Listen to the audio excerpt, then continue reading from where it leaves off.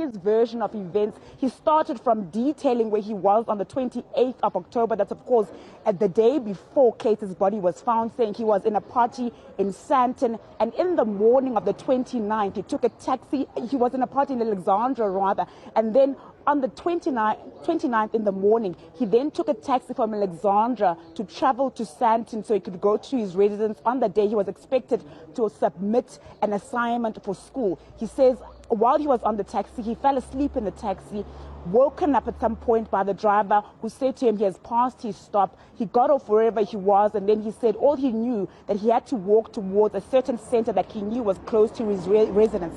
Along the way, he came across this park, he says. He then walked in and somebody pointed him to the direction where the restaurant is. He says there he looked at the menu, took photographs, and one of the people working at the restaurant suggested to him that one day he should bring his girlfriend to the restaurant because it's very affordable and it's actually a very nice restaurant.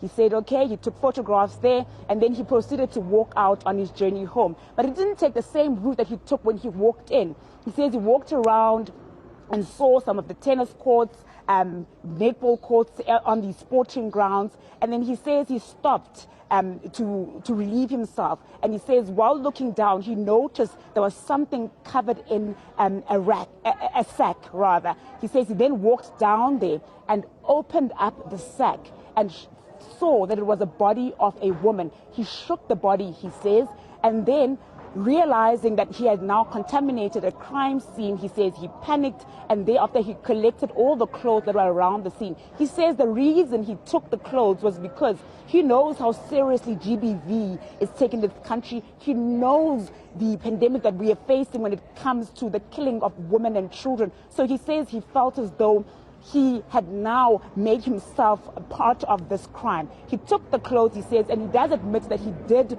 jump the fence.